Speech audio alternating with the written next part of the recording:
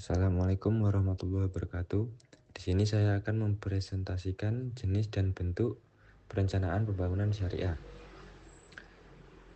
Yang pertama itu pembangunan syariah adalah pendekatan dalam pembangunan yang berlandaskan prinsip-prinsip Islam. Berikut adalah jenis dan bentuk perencanaan pembangunan syariah. Yang pertama, jenis perencanaan pembangunan syariah. Jenis perencanaan ini dapat dikategorikan berdasarkan aspek waktu, ruang lingkup, dan sektor yang dikelola. Yang pertama, berdasarkan waktu. Perencanaan jangka pendek, yaitu fokus pada kebutuhan mendesak seperti bantuan sosial yang berbasis zakat, infak, dan sedekah.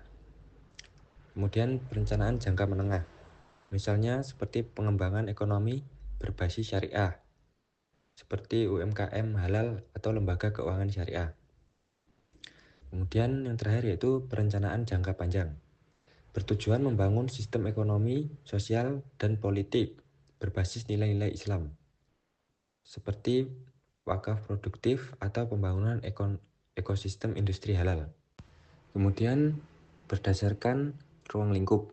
Yang pertama yaitu perencanaan makro, meliputi kebijakan ekonomi nasional berbasis Islam.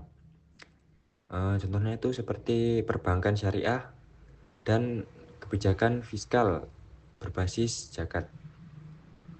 Kemudian ada pula perencanaan mikro, fokus pada unit ekonomi kecil seperti koperasi syariah atau pembangunan komunitas Islam.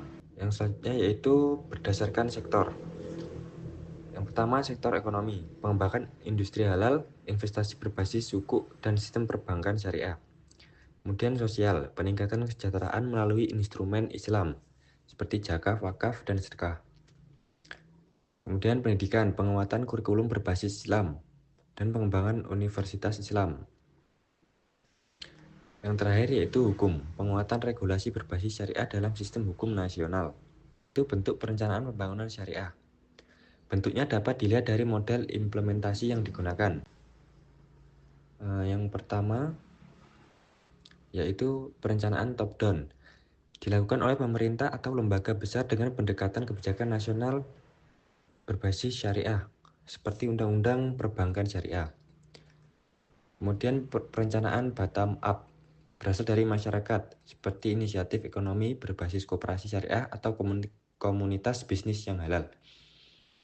Kemudian perencanaan partisipatif, melibatkan berbagai pihak seperti pemerintah, akademisi, ulama, dan masyarakat dalam menentukan arah pembangunan berbasis Islam. Kemudian yang terakhir yaitu perencanaan berbasis sumber daya Islam, memanfaatkan instrumen Islam seperti zakat, wakaf, dan suku untuk membangun infrastruktur dan kesejahteraan sosial.